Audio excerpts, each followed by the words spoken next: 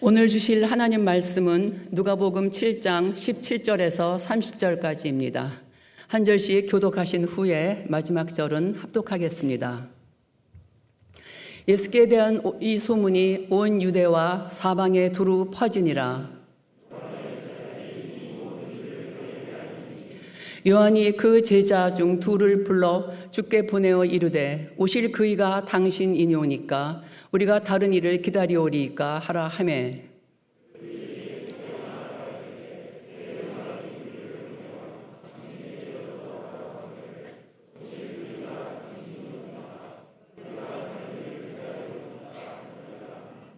마침 그때 예수께서 질병과 고통과 및 악귀 들린 자를 많이 고치시며 또 많은 맹인을 보게 하신지라.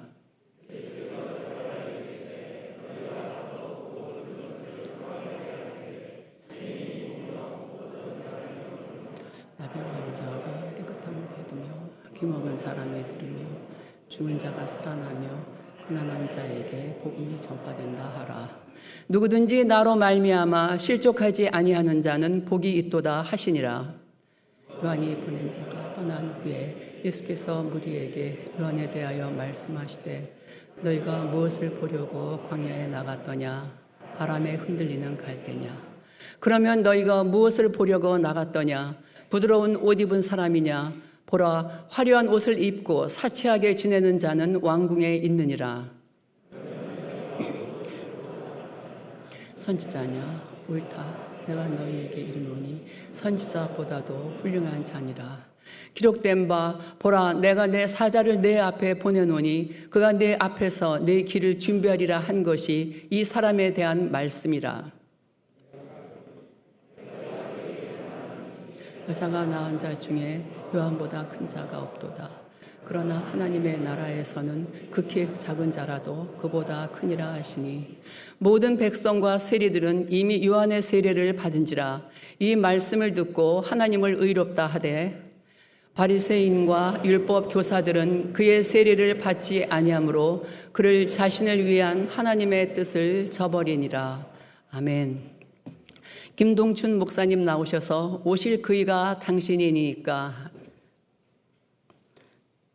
라는 말씀으로 오늘 제목으로 말씀 전해주시겠습니다.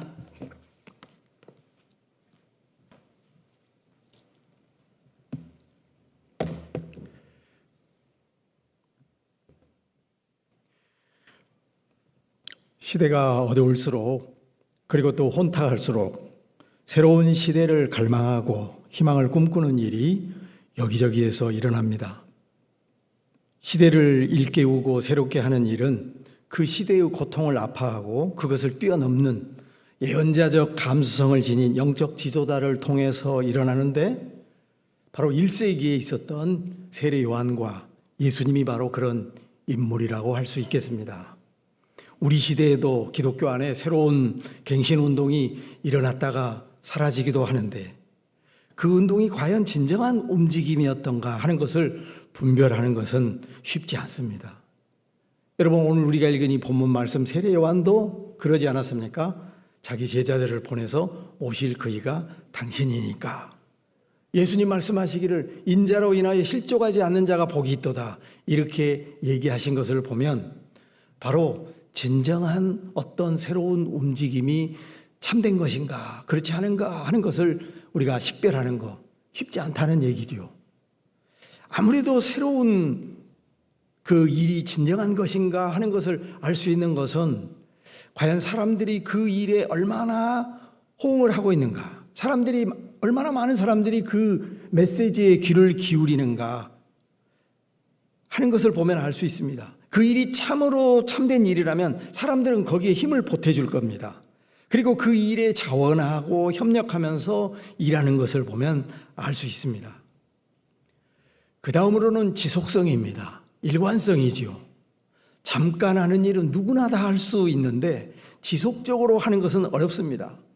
처음에는 요란하게 나팔을 불면서 시작하다가 시간이 갈수록 그 정신이 흐릿해지면서 원래 가치에서 벗어나면서 변질되고 타협하고 그래서 흐지부지 되는 일들이 많이 있어요.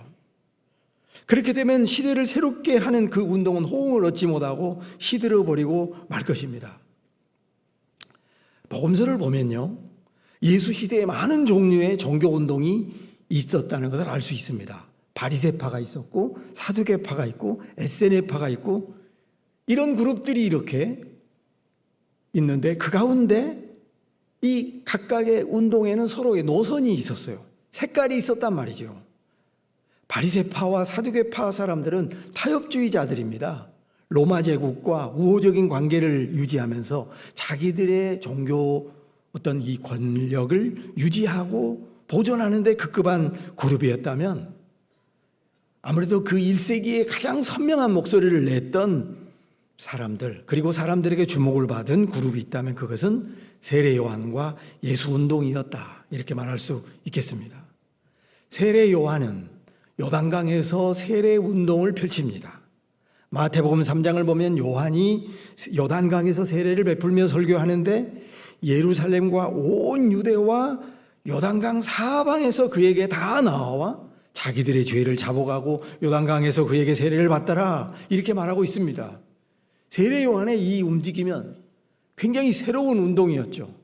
사람들이 볼 때 너무나도 뜻밖의 그 목소리였고 좀 더 매우 참신한 그런 것이었습니다.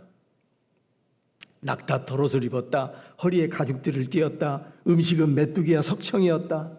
굉장히 거칠고 투박한 그런 갱신 운동의 주도자였다 하는 것을 알 수가 있습니다. 반면 예수님은 예루살렘이나 요단강이 아니고 저 촌구석 갈릴리, 좀 더 서민들이 살고 있는 변두리에서부터 그 일을 시작하는데 서로 이렇게 결이 좀 달라요. 세례 요한은 그 본거지가 요단강이었지만 그를 찾아온 사람들은 어떤 사람들인가 하면은 예루살렘과 온 유대 지역에서 찾아왔다고 그랬습니다. 마태복음 3장을 보면요, 세례 요한이 뭐라고 말하면 많은 바리새인과 사두개인들이 세례 베푸는 거에 오는 것을 보고 이르되 독사의 자식들아, 이렇게 말하는 걸 보면 세례 요한의 이 목소리는 서민들이 귀를 기울인 게 아니라 사회 지도층들이, 종교에 그래도 이렇게 지배층에 있는 사람들이 그 요한의 메시지에 에코, 반향을 일으켰던 걸 알 수 있어요. 그만큼 그들에게 찔린 어떤 목소리가 있었던 것이죠. 새로운 음성이 들리기 시작했다, 이렇게 말할 수가 있습니다. 세례 요한은 얼마나 무섭게 때립니까, 여러분? 저는 요즘 가끔씩 오카노 목사님 설교 들어보면 그때 엄청나게 때린 것 같아요. 여러분들은 요즘은 그 설교를 불편하게 생각할 수 있을지 몰라도 요즘에 우리 시대의 설교자들의 음성과 좀 다른 목소리가 이 강남 한복판에 있었다, 그런 느낌이 있습니다.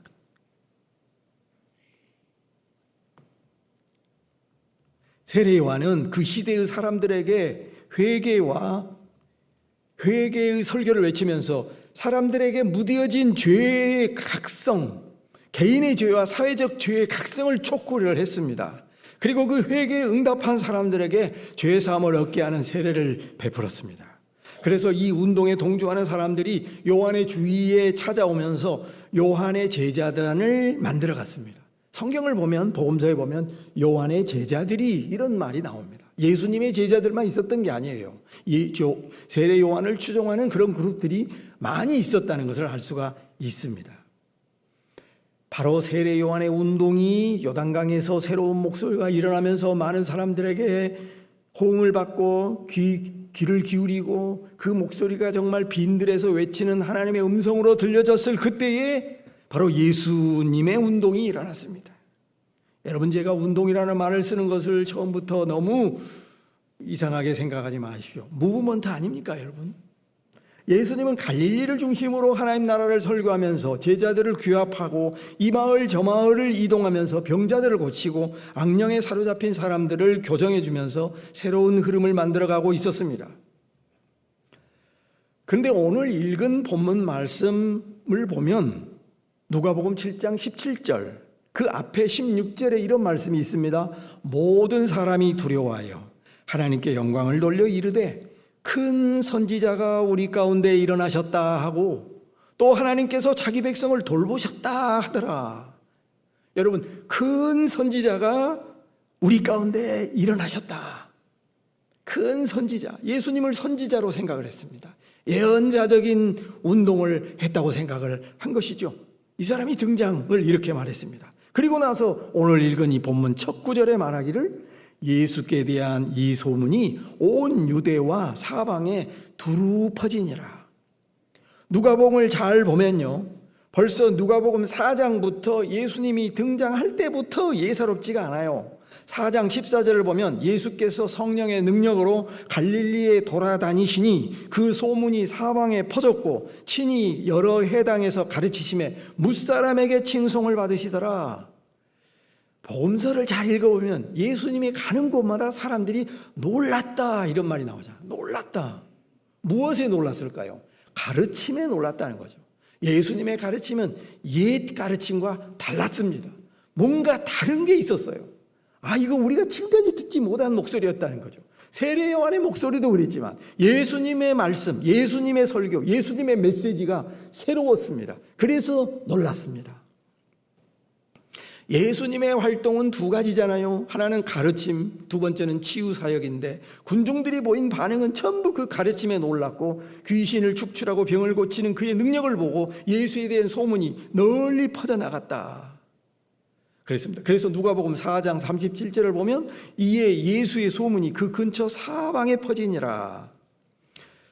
그러니까 여러분, 세례 요한의 이 세례 운동도 그 시대의 군중들에게 새로운 시대를 열어줄 것이라는 희망을 던져주었지만 예수님의 이 새로운 이 메시아 운동도 사람들에게 굉장한 희망과 굉장한 새 시대를 열 것이라는 어떤 꿈을 꾸게 만들었던 거죠. 그러니까 그 기대감을 가지고 예수님을 찾아오고 예수님께 몰려들었던 것이죠.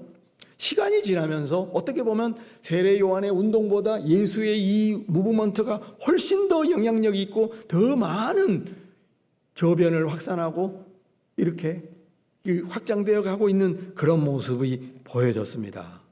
바로 그때에 세례 요한은, 이 세례자 요한은 자기 제자들을 예수님에게 보내서 질문하는 장면이 나오는데요. 오실 그이가 당신이니까 하는 겁니다. 이 질문은 이거죠. 오시기로 한 분이 당신인가요? 하나님께서 약속하신 그분, 우리가 기다려야 될 그분이 바로 당신 맞습니까? 이런 질문입니다. 예수님을 검증하는 물음입니다. 여러분, 그런데 사실은요, 세례 요한이 예수님을 향해서 오실 그이가 당신이니까 이 질문은 이게 앞뒤가 안 맞는 거잖아요.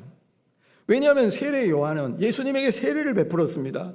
요단강 세례식에서 하늘에서는 아버지의 음성이 들렸습니다. 이는 내 사랑하는 자요, 내가 기뻐하는 자다. 성령이 비둘기같이 임했습니다. 성자 예수님의 세례식에 성부 하나님의 음성이 하늘에서 들려왔고 성령은 비둘기 같은 평화의 영으로 임재하였으니 예수님을 보증하는 이보다 더 확실한 인증이 어디에 있겠습니까? 여러분, 우리 신자들이 받는 세례는 죄 씻음을 받은 표식이지만 예수님의 세례는 그분이 메시아임을 보증하는 인증 사건이었다, 이렇게 말할 수가 있겠습니다. 그런데 그리고 또 세례 요한은 예수님을 향해서 말했습니다. 보라, 세상 죄를 지고 가는 하나님의 어린 양이로다. 나는 그의 신들매를 풀 자격이 없는 사람이다. 그는 흥하여야겠고 나는 쇠하여 하겠다라고 말하지 않았습니까? 예수님은 누구보다도 메시아의 오심을 가장 기다리고 고대했고 그분이 오시자 누구보다 가장 환영했던 사람인데, 그런데 지금 오실 그이가 당신입니까? 이렇게 묻는 것은 이상하지 않습니까? 어쩌면 우리는 이것은 이 예수님의 운동이, 그러니까 예수님의 이 활동의 모습이 자신의 모습과 상당히 좀 결이 다르다 하는 것을 생각했던 것 같아요.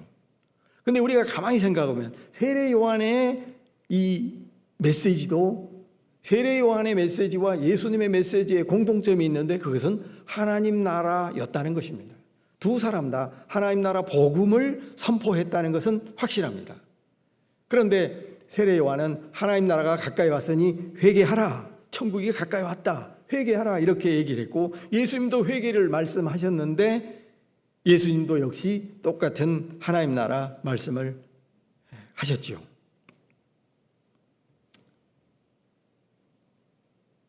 저는 먼저 이 두 사람의 공유점에 대해서 조금 생각을 해보고 싶습니다. 두 사람 다 하나님 나라를 선포했는데 예수님과 요한이 펼친 이 새로운 그 메시지는, 새로운 설교는 새 하늘과 새 땅을 바라보는 종말론적 대망 운동이었고 종말론적 묵시사상적인 운동이었습니다. 좀 더 분명히 얘기한다면 이 하나님 나라라고 하는 이것은 현실에 현재 하는 이 질서와 체제를 바꿔야 된다. 이것은 하나님이 원하는 질서가 아니라는 것과 그리고 우리는 새로운 희망을 품고 살아야 된다라고 하는 것이 핵심입니다. 두 인물 다 말했던 하나님 나라의 핵심은 뭔가 하면 지금의 이 질서, 현존하는 이 질서는 하나님께서 원하지 않는다는 듯이 말씀한 것 같아요. 하나님 나라가 가까웠으니 회개하라, 이 말은 하나님의 새로운 통치 질서가 당도했으니 이제 돌이켜야 된다, 방향 전환하라 라고 하는 건데, 이것은 사실은 직접적인 정치적인 메시지는 아니었지만 하나님의 다스림 아래로 들어오라는 이 말씀은 이런 의미가 포함되어 있어요. 더 이상 여러분들이 살고 있는 이 로마적인 질서, 로마 제국의 질서와 통치 아래 살지 말라는 그런 의미가 들어있는 거예요. 물론 하나님 나라를 예수님이 말씀하실 때 그 말은 문자 그대로 이 세상 질서를 공간적으로, 장소적으로 탈출하라, 떠나라 이런 것은 아니었어요. 그렇지만 적어도 이 말씀 속에는 이 세상 질서와 체제를 상대화하라, 그 질서에 전폭적으로 순응하며 살지 마라, 하나님이 말씀하시는 새로운 질서 안으로 들어오라고 하는 것인데, 이것은 매우 어떻게 보면 좀 급진적인 그런 의미를 함축하고 있는 것은 분명합니다. 그냥 흐지부지할 이 얘기가 아니에요. 하나님 나라가 도래했다는 이 메시지는 옛 질서와 결별하고 새로운 질서, 새로운 가치, 새로운 방향, 새로운 삶의 방식으로 합류하라는 초대장이었습니다. 이것은 단순히 도덕적 행신이라든가 어떤 순진무구한 이상적인 윤리를 말할 정도는 그런 것으로 해석할 수 있는 것이 아니에요, 여러분. 그런 어떤 순수한 도덕주의를 설교한 것이다, 산상 설교를 읽으면서 우리가 그렇게 오해해서는 안 되겠습니다. 여러분, 우리가 좀 그러겠습니다만은 사실은 이 두 사람은 나중에 최후를 어떻게 맞이하냐면 세례 요한도 목베임을 당하고 예수님도 십자가 처형을 당하지 않습니까? 그러니까 공통점이 있는 거죠. 자, 그런데 보면은 이 세례 요한과 예수님은 서로 이렇게 긴밀한 유대감을 가지면서 일을 시작했다는 걸 알 수가 있어요. 어느 정도 보면 벌써 세례 요한이 탄생의 이야기 때부터 마리아는 엘리사벳의 집에 가서 그 집에서 6개월을 머물다가 돌아온다는 그런 이야기가 있습니다. 탄생의 이야기부터 이 두 사람은 긴밀하게 결속되었다는 것을 알 수 있습니다. 또 마태복음 4장에 보면 세례 요한이 감옥에 투옥됐다는 소식을 들으신 다음부터 예수님의 행보가 이어지고 있습니다. 누가복음 4장에 보면은 세례 요한이 그랬어요. 그 밖에 여러 가지로 권하여 백성들에게 좋은 소식을 전하였으나 분봉왕 헤롯은 이렇게 자기 누구죠? 동생의 아내를 취한 것 때문에 그거를 세례 요한이 고발을 했을 때 이것은 악을 행하였다라고 말했을 때 그를 감옥에 투옥을 시켰습니다. 마태복음 4장 12절을 보면 아주 의미심장한 구절이 나오는데, 거기에 보면 예수께서 요한이 잡히셨음을 들으시고 갈릴리로 물러가셨다가 그렇게 말하고 있어요. 요한이 체포되었다는 것을 예수님이 들으시고 나서는 저 멀리 갈릴리로 물러가셨다, 조금 더 숨어 지냈다고 하는 그런 뜻이 있습니다. 그리고는 조금 더 말씀의 구절이 밑으로 내려가다 보면은 무슨 말씀이냐면은 나중에 이때부터 예수께서 비로소 전파하여 이르시되 회개하라, 천국이 가까이 왔느니라, 이렇게 말하고 있습니다. 예수님의 하나님 나라 운동은 세례 요한이 체포되고 난 이후부터 본격적으로 전개됩니다. 세례 요한이 체포되었다는 소식은 예수님에게도 위협을 주었습니다. 그래서 갈릴리로 멀리 가는 것입니다. 그리고 그때부터 이제 예수님도 똑같이 회개하라 천국이 가까워졌느니라 이렇게 말씀하고 있습니다. 예수님과 세례 요한이 얼마나 어떻게 보면 일란성 쌍둥이처럼 유사성을 많이 가지고 있는가 하면은 마태복음 14장 1절에서 2절을 보면 이런 말이 있어요. 그때의 분봉왕 헤롯이 예수의 소문을 듣습니다. 그리고는 신하들에게 뭐라고 하냐면 이는 세례 요한이라. 그가 죽은 자 가운데서 살아났으니 그러므로 이런 능력이 그 속에서 역사하는도다 그랬습니다. 자기가 세례 요한 죽였잖아요. 근데 그 죽은 요한의 그 영이 예수에게서 지금 일어나고 있다 이렇게 생각을 한 겁니다. 세례 요한의 활동과 예수님의 활동을 이렇게 똑같이 보게 된 것입니다. 자, 저는 오늘 여러분들에게 많은 말씀을 드리고 싶지만은 저는 세례 요한을 우리가 조금 더 주목해 볼 필요가 있다고 생각합니다.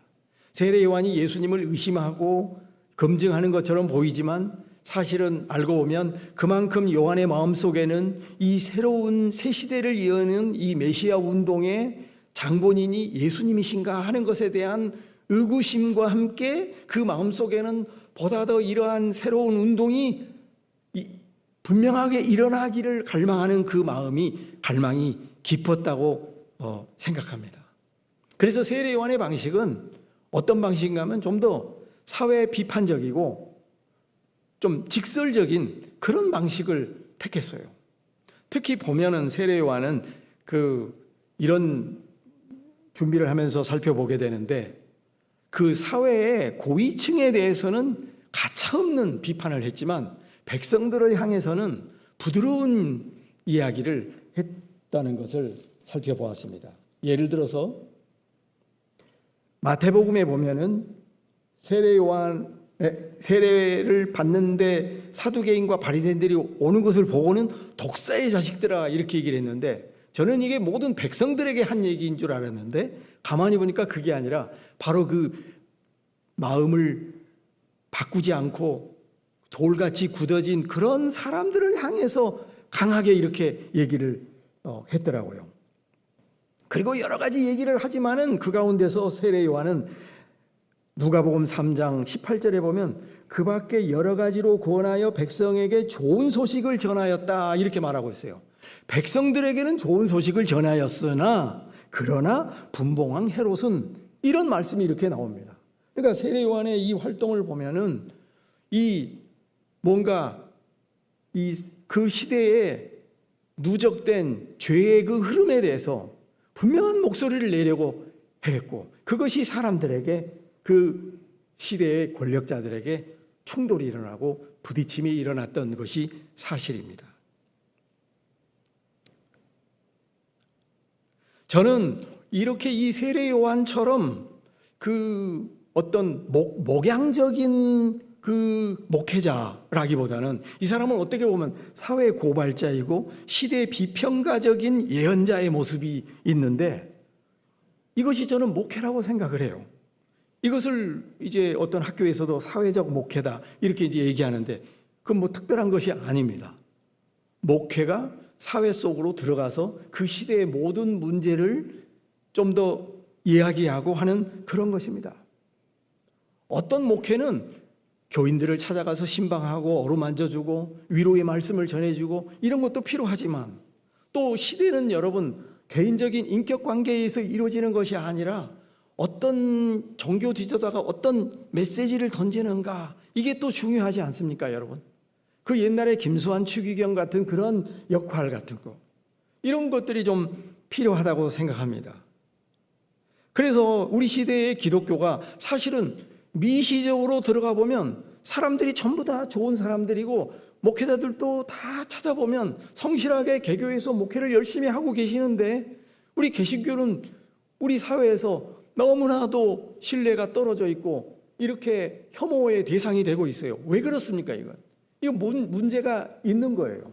교회 전체가 타락했기 때문만이라기보다는 바로 세례 요한과 같은 그런 어떤 시대를 비평하고 사회의 어떤 것을 고발해주는 그런 목회자가 필요하다는 것을 말해주고 있지 않을까, 이런 생각이 듭니다. 빈들에서 하나님의 음성이 들려졌을 때 찾아오는 사람들에게 분명한 목소리를 내고 분명한 메시지를 던지는 이런 일도 필요하다라고 하는 것이지요. 여러분 지금 한국 교회 기독교 안에는 그런 생수를 던져주는 그런 어떤 목소리가 좀 들리지 않는 거 아니지 않습니까, 여러분? 프란시스 셰퍼가 스위스 라브리에서 라브리를 창설을 하지 않았습니까? 셰퍼가 활동했을 때 전 세계에 있는 수많은 방황하는 젊은 청년들이, 크리스찬들이 그를 찾아와서 신앙에 대한 회의와 신앙에 대한 의문에 대해서 질문을 던지고 대화를 하고, 그래서 찾아오는 청년들에게 신앙의 멘토가 되었습니다. 나중에는 좀 더 그 방향이 좀 이상하게 흐릿해지기도 했습니다만은, 적어도 프란시스 셰퍼라는 이 지성인은 그 시대의 어떤 그 신앙의 지성인의 교사 역할을 했습니다. 미국에는 한때 서저너스 공동체라는 게 있었어요. 서저너스 공동체를 만든 사람은 짐 왈리스라는 그런 사람인데, 목사가 아닙니다. 그냥 복음주의자이면서 사회적인 책임을 고민하던, 그리고 행동했던 그런 사람이죠. 공동체를 만들었어요. 서저너스. 말은 뭐냐면 우리는 체류자다. 체류자, 거류민들이다.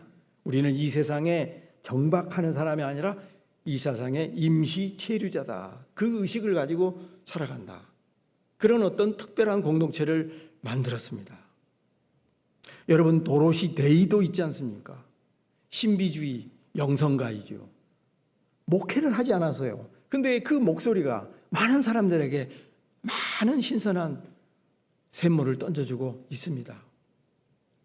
여러분, 우리 한국교회 한때 예수원이 있었어요. 여기 대천덕 신부님이라는 분이 계셨습니다. 이분은 참 독특한 분인데, 그분의 할아버지가 뭐냐면 R.A. 토레이라고 가지고 성령 운동, 성령 충만에 관한 중요한 역할을 하던 분의 손자였습니다. 그래서 이분은 그 할아버지의 영향을 받아서 한쪽에는 성령 충만에 대한 강력한 자의식이 있었는데, 그 다음에 또 한 가지는 뭐냐면은 이 사회를 바라보는 관점을 가지고 있었어요. 그래서 이분의 영향을 받아서 지금 뭐 여기 토지 정의 이런 운동을 하는 단체가 있는데, 이 단체가 바로 그분의 이 정신, 이 영적인 흐름을 이어받아서 이렇게 하고 있습니다. 저는 이렇게 세례 요한처럼 또 예수님처럼 우리 시대에 뭔가 좀 신선한 메시지와 신선한 목소리를 좀 던져줄 수 있는 그런 것들이 필요하다고 생각해요. 그래서 저는 여러분들에게 오늘 설교를 이렇게 던지고 싶습니다. 오실 그이가 당신이니까. 이것을 저는 여기 앉아있는, 죄송하지만 여러분의 이 갱신 공동체를 향해서 좀 말씀드리고 싶습니다. 여러분은 과연 오실 그 공동체 맞습니까? 여러분의 이 공동체는 세례 요한이 기대하고 또 성경이 말하고 있는, 또 우리 주변에서 많은 사람들이 주목하고 있는 그 공동체, 바로 그 맞습니까? 하는 것입니다. 여러분의 공동체를 향해서 사람들이 물을 때 오실 그이가 당신이니까 라고 할 때, 이것은 저 자신도 그렇지만 여러분에게도 질문받아야 되는 그런 것이라고 생각합니다. 여러분들의 공동체는 바로 이 시대의 갱신을 꿈꾸면서 그것을 희망하는 공동체가 맞습니까? 이것을 묻고 싶습니다. 물론 방식은 다를 수 있습니다. 예수님의 방식을 할 수도 있고 세례 요한의 방식이 있을 수 있지만은, 어쨌든 그러한 정말 사람들이 기대하고 희망하는 그것입니까?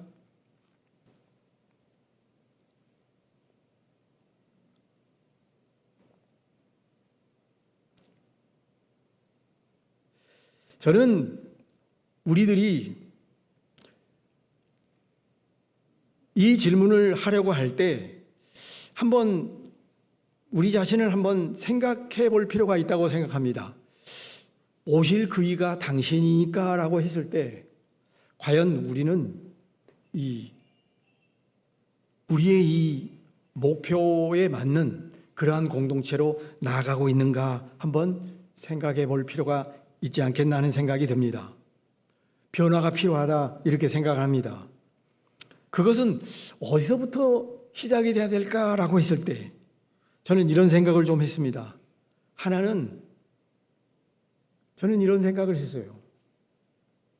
내가 누구인가를 생각하는 게 가장 중요하다고 생각합니다. 우리가 무엇을 하기 전에 나는 누구인가, 나라는 우리의 정체성을 생각하는 것이 중요하다고 생각해요. 바로 여러분의 정체성은 저는 좀 외람된 말씀이지만은 좀 불편하게 들릴 수 있겠습니다만은 제발 한 분이라도 설교 중에 이렇게 나가는 분은 없기를 바라는 마음으로 설교를 하고 있습니다만은 첫 번째는 여러분들은 추방당한 자들이에요. 여러분의 둥지가 있었지 않습니까? 물론 여기가 둥지이긴 합니다만 저기에 더 좋은 둥지가 있잖아요. 근데 여러분들은 자이든 타이든 나왔잖아요. 이게 여러분들의 정체성이라고 생각해요. 그러니까 어쨌든 나왔어요. 그러니까 이거는 다른 말로 하면 탈주가 일어난 겁니다, 여러분. 여러분들은 사실은 갱신 공동체라고 얘기하지만 그 전에 먼저 추방을 당했고 그 다음에 탈주가 일어났던 거예요. 이 탈주라는 말은 빠져나왔다는 말이죠.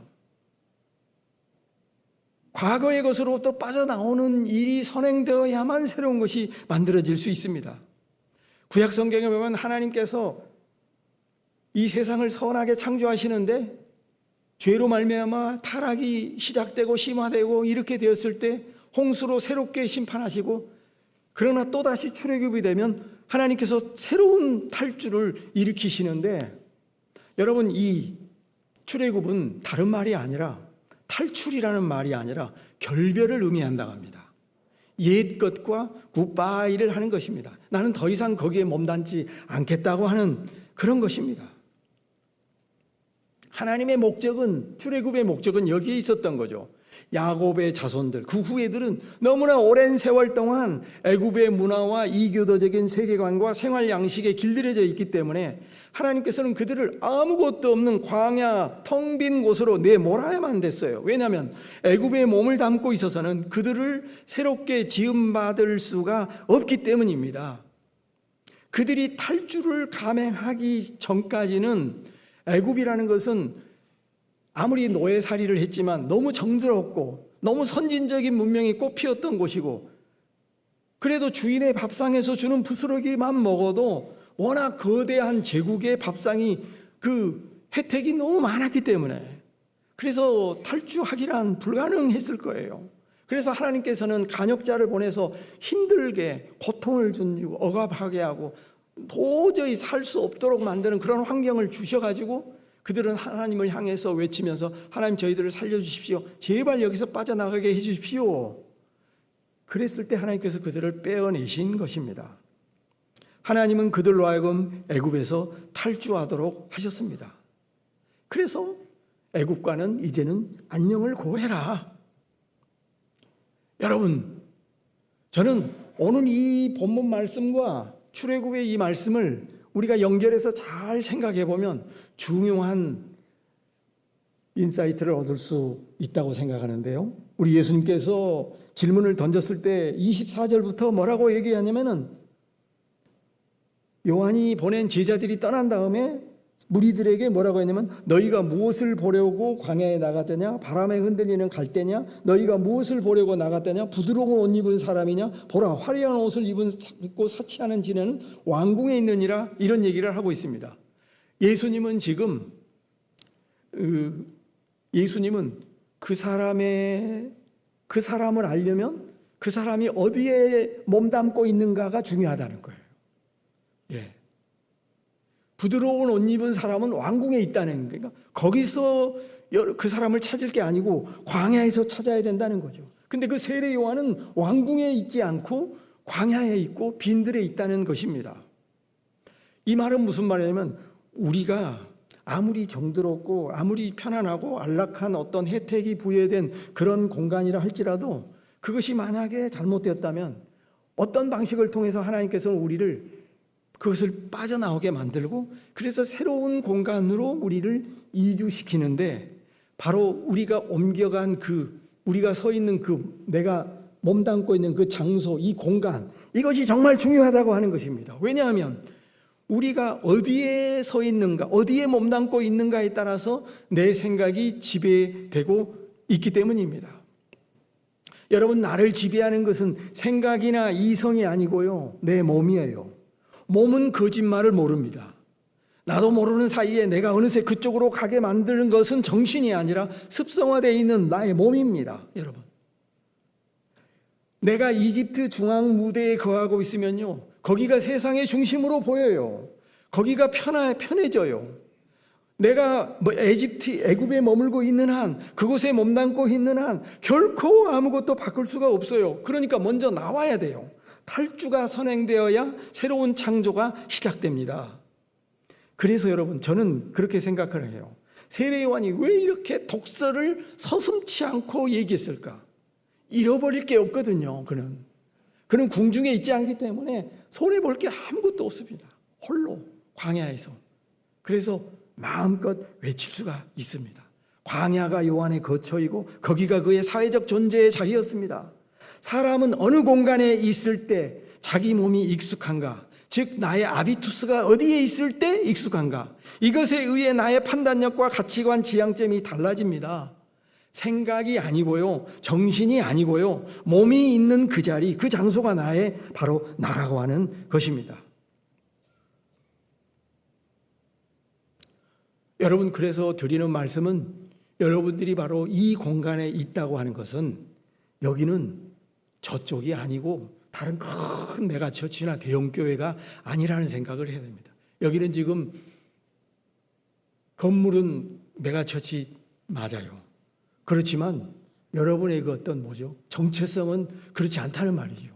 문제는 외적인 규모가 아니라 그 사람들 마음속에 품는 어떤 정신, 스피릿, 이게 더 중요하다는 거예요. 여러분, 여러분들이 나 여기서 교회 생활하기 싫다, 다음 주부터 큰 교회 가서 몸담고 있으면요, 그때부터는 이제 그분들의 언어에 어울리고 그분들이 입는 옷을 입고, 물론 똑같은 옷을 입겠지만은, 그리고 그 방식의 행동 거지를 따라서 나도 연출을 해야 됩니다. 그리고 그분들이 가는 음식점에 같이 가서 얘기를 해요. 물론 여러분도 그런 비슷한 수준의 음식점을 가겠지만, 그리고 그분들의 대화와 언어 방식, 습관, 그리고 교회관, 그런 것들에 똑같이 서로 동화되면서 그렇게 될 것입니다.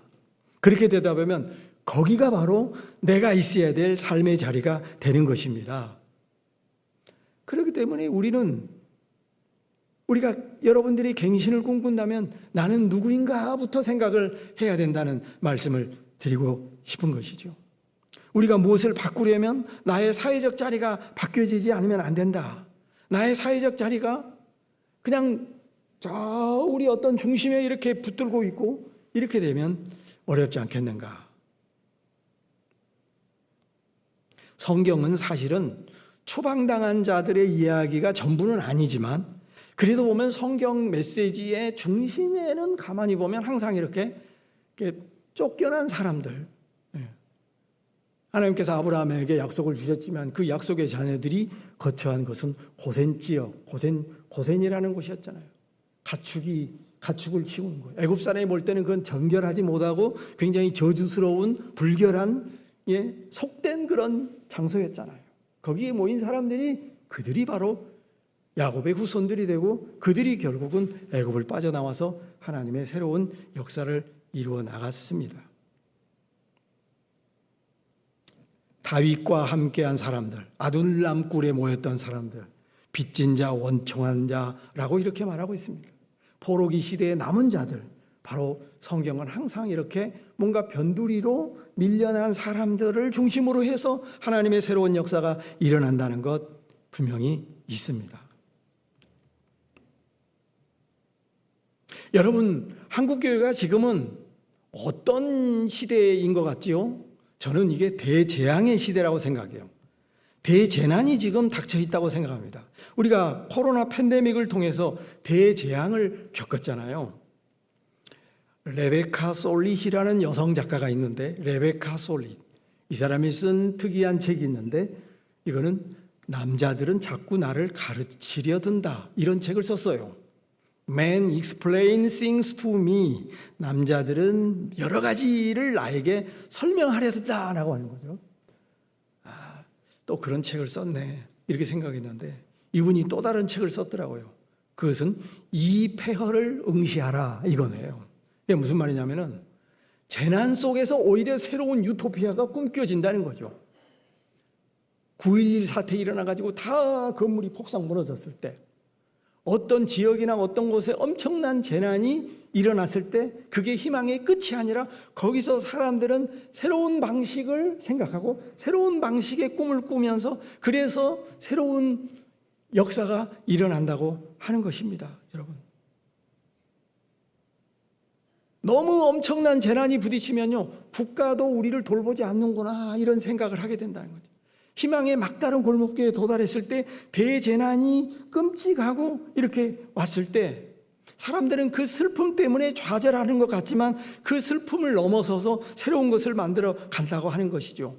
분명 재난은 끔찍하고 비극적이고 슬픈 일이지만 그 재난은 결코 우리에게 선물은 아니지만 선물이 도착하는 통로가 된다는 것입니다. 그래서 폐허 속에서, 잿더미 속에서, 아수라장 속에서 새로운 가능성의 빛이 발한다라고 하는 거죠.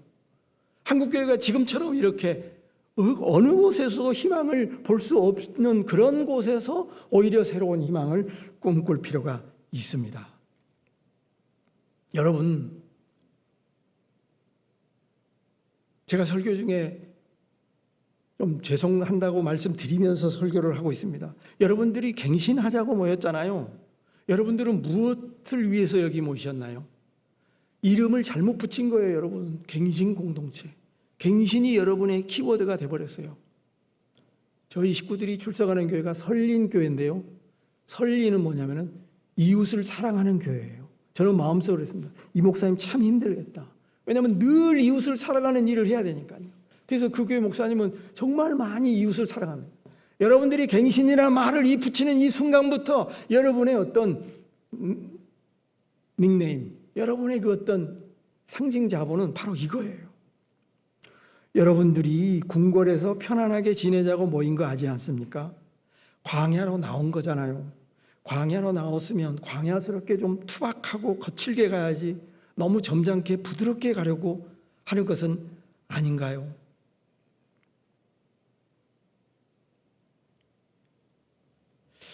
제가 컴퓨터에 어제 저녁에 이렇게 설교하면서 설교 파일을 제목을 가로 오실 그이가 당신이니까 하고 가로하고 갱신 공동체 이렇게 써면서 갱신 맞나? 이런 생각을 했어요. 느낌이 오지 않으니까요.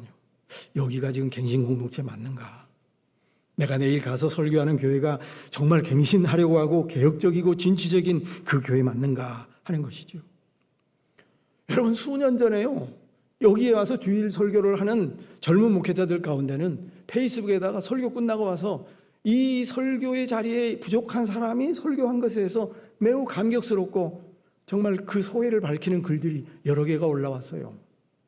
그러면서 그 여러분들의 그 상태를 보면서 굉장히 그 짠한 마음을 가지고 뭔가 희망을 더 주도록 이렇게 서로 응원하는, 그런 연대하는 그런 마음을 가지고 있던 사람들이 있었다는 거예요.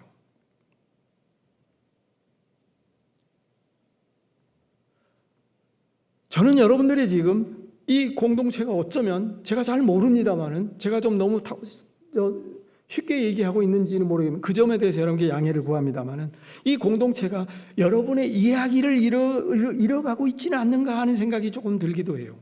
모든 기업이나 회사나 가게는요, 자기만의 이야기가 있어야 지속 가능하게 유지되고 성장하고 발전할 수가 있습니다. 자기만의 스토리가 있어야 되잖아요. 남의 이야기, 다른 교회의 이야기는 우리 교회의 이야기가 될 수가 없어요. 여러분에게는 여러분의 이야기가 있습니다. 네. 그래서 말씀드린다면 제가 몸담고 있는 기독연구원 느헤미야가 엄청나게 성장을 했어요. 그 성장의 비결은 뭐냐면은 이 교수들이 재능 기부를 하자. 등록금을 받지 말고 월 1만 원 이상의 후원비를 내면 모든 강의를 들을 수 있도록 이렇게 열어주자. 이것이 이야기가 됐습니다. 그래서 사람들이 그때 찾아왔어요. 그래서 그런 비법을 어떤 사람들에게 이야기를 합니다. 그분들도 시도를 합니다. 근데 안 됩니다. 왜요? 그것은 그분들의 이야기가 아니기 때문에 그런 거예요. 여러분, 이 이야기, 바로 이것이 여러분의 정체성입니다. 그러니까 여러분의 정체성, 아이덴티티, 이것이 바로 여러분입니다. 다른 말로 하면 여러분이 모여있는 이 갱신 공동체는 다른 사람이 흉내낼 수 없는 그 무엇, 그 느낌, 그 투박함, 그 용감함, 이것이 묻어 있을 때 바로 이것이 여러분들의 아이덴티티라고 하는 거죠. 또 한 가지는 진정성입니다, 여러분. 진정성이 있을 때 여러분 그 모든 공동체는 성공할 수 있지요. 요한은 요한의 진정성이 있었어요. 예수님은 예수님의 진정성이 있어요. 여러분 여기서 말하는 진정성이란 오우텐티티라고 하는 것이죠. 그러니까 이건 뭐냐면 어떤 진실한 것, 진실한 것, 참된 것 이걸 말하는 게 아니고 진정성이란 바로 그 사람다운 것 이것을 말합니다. 바로 그 사람, 바로 그것을 말합니다. 이게 진정성입니다. 세례 요한의 진정성은 광야이었고 투박함이었고 아주 직설이었고 직공이었고 아주 심판과 정죄의 메시지였습니다. 예수님의 진정성은 뭐냐? 예수님은 덮어줍니다. 예수님이 충돌한 사람은 처음부터 권력자들이 아니었고 예수님은 그저 모든 사람들을 예수님 옆에는 부자 아리마대 요셉도 왔었고 그 고위층인 그 누구죠? 니고데모도 찾아왔고 말이죠. 예수님은 죄인들도 찾아갔지만 세리들도 이렇게 덮어줘요. 세례 요한 같으면 세리가 왔겠어요? 올 수가 없었죠. 그래서 예수님 그걸 품어요. 세례 요한은 정죄의 메시지를 추상같이 얘기했을 때 예수님은 가늠하다 잡힌 여인을 용서해주고 덮어줍니다.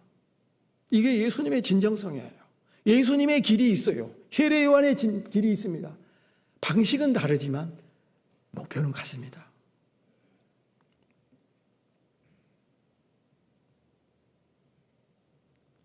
진정성이 있을 때 그다운 어떤 그 공동체, 그 사람다운 어떤 그 채취, 그 감각, 그 기질, 그런 느낌, 그 고유한 그 어떤 것, 이것을 잃어버리지 않고 있는 공동체가 될 때 이 갱신은 희망이 있을 것이라고 저는 믿습니다.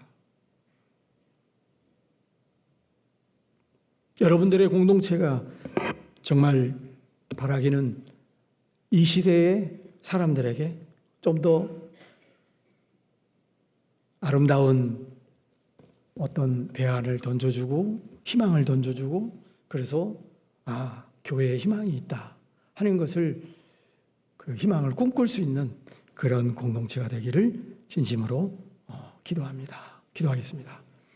아버지 하나님, 오늘 부단한 오랜 세월 동안 이렇게 지나온 아픔의 세월이 있었으나 그 가운데 인내하고 견뎌오면서 또 마지막까지 남아있는 귀한 성도들이 있습니다. 아버지께서 그들의 마음을 보시고 주님, 우리가 말씀을 중심으로 하나님 나라를 위하여 주의 영광을 위해서 아버지께서 원하시는 이 시대의 새로운 아름다운 공동체로 나아가도록 주께서 역사하시고 은혜를 더하여 주시옵소서. 우리들에게 지혜를 주시고 우리에게 더욱더 큰 성령의 능력으로 함께하여 주셔서 이 일이 사람으로는 불가능하나 하나님의 인도하심과 능력으로 가능하다는 것을 보여줄 수 있는 저희들이 되게 하여 주시옵소서. 예수님의 이름으로 기도드립니다. 아멘.